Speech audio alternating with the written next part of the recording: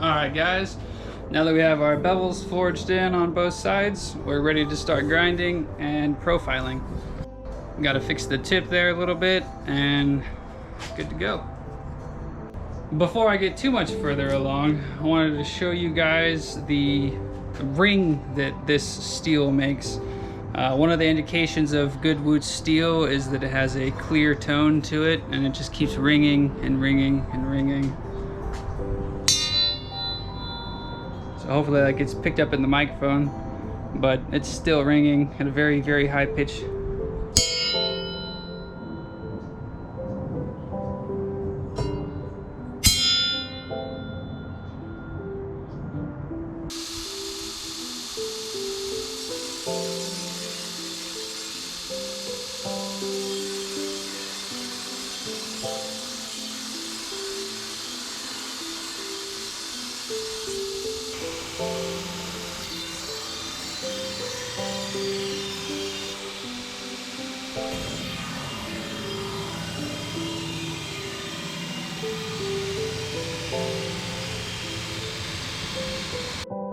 What's up guys? So I just got back from work and ready to start in on the sword.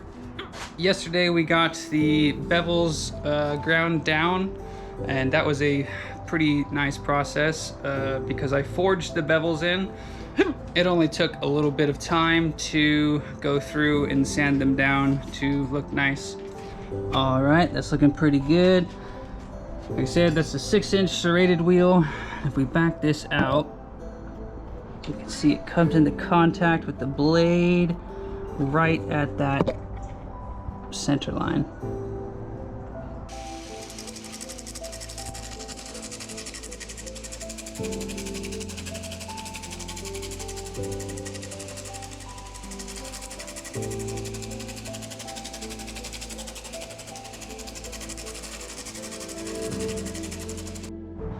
Alrighty, before I start doing this tip that I just marked out, I want to show you guys the fuller.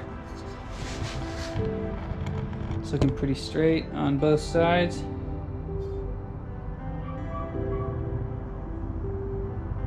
And it's nice and smooth all the way down. This is what, 36 grit, so I'll have to go up in grits a little bit. I'll probably leave it at like 60 for Quench.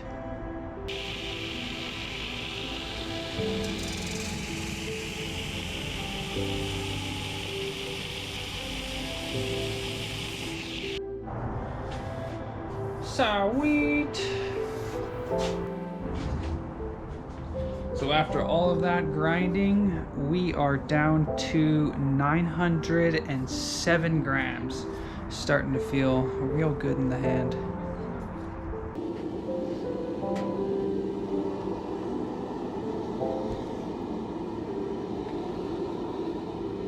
Alright guys, I really tried to get this thing straight, but as you can see, it is still pretty badly warped.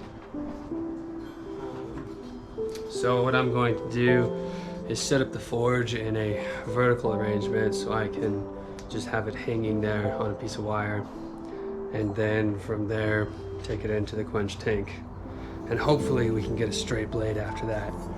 So first off, I'm gonna go straighten it out, get it straight again, and then we'll paint it with some more charcoal satinite mixture and send it in for another round of heat treatment.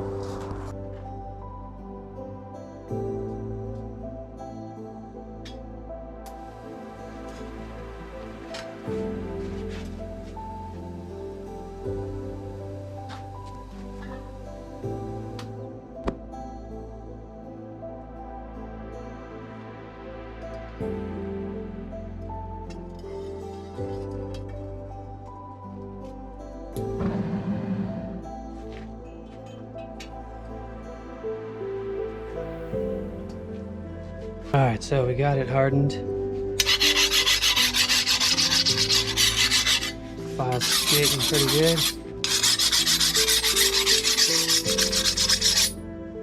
So I ground off some of the scale so we can see colors on it. And when that hits for 200, Yeah, 200 Celsius. Then we'll stick it back in there and do a tempering cycle on it. The PID on the forge is reading 209 Celsius, which is just a little over 400. We'll stick this in there and get tempering going on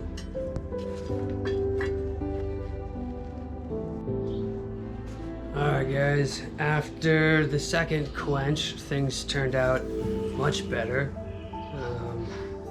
There was only a slight warp in it, but I was able to get that out pretty easily. We have pulled a temper on it. It is a nice golden color along the blade. I'm not sure how well it picks it up.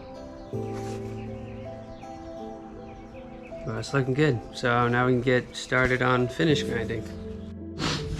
So I took it over to the disc sander and straightened up any wobbles or anything in the edge. So now I know that I have a perfectly straight edge. And now I'll start to grind and do an apple seed type edge. Alrighty, we have our edges apple seeded. Comes pretty close to a zero edge, which is good, which is what I wanted. And weight wise, we're sitting at 845 grams. So before I started grinding the edges, we're just over 900 grams. Feeling pretty light.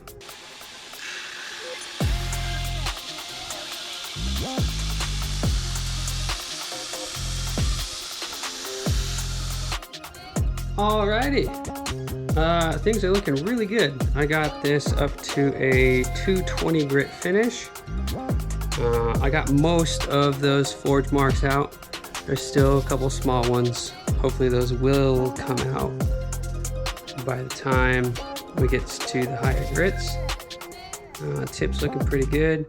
Gonna have to work on this termination, but that shouldn't be too big of an issue. We got the tang tapered, looking good.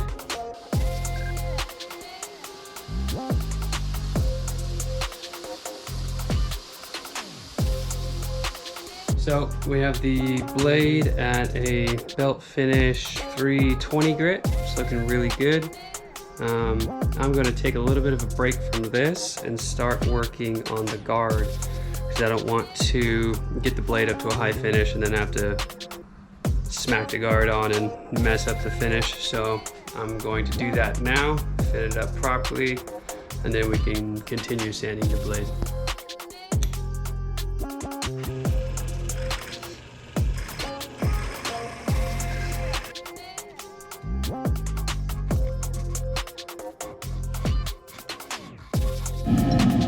So I've got the guard here filed through, looking good, and I made a punch for it.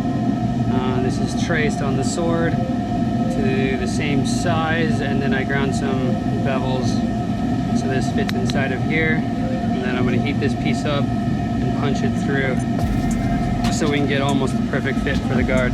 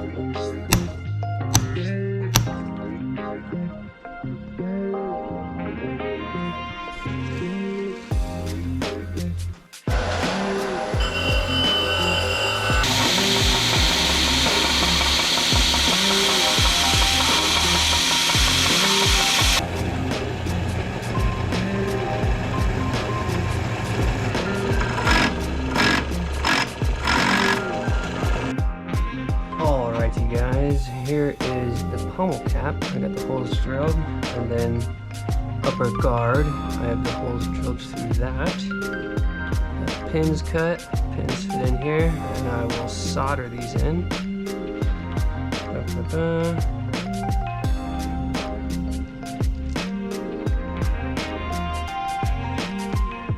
Fits together very nicely. Just gotta trim it down a bit. We're good to go.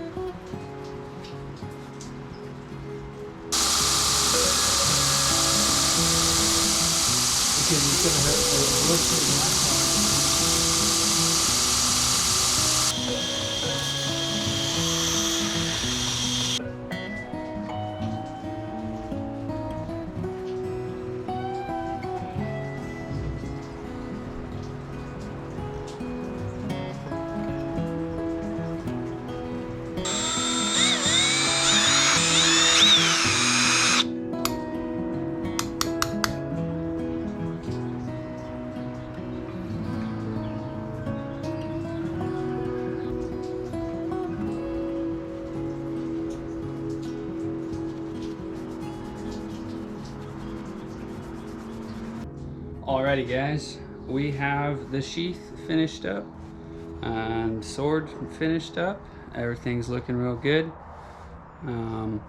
It's nice and sharpened, it's etched. I didn't film the etching part because that is a lot of hands-on steps that need to happen pretty quickly.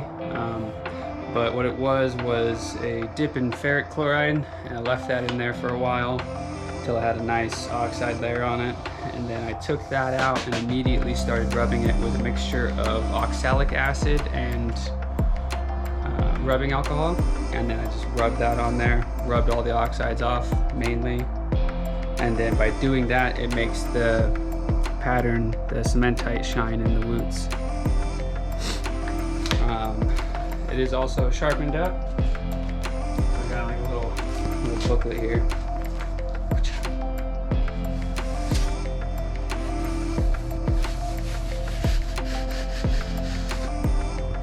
Not bad. So I've already chopped a few things because I couldn't help myself. You know, when you're holding, you just want to swing it. With that swinging, you also just want to chop stuff with it. So cut a few water bottles and it works well. But now I can take you over and do it on camera. Let's get to it. Properly motivated. That's a good mixture, I imagine.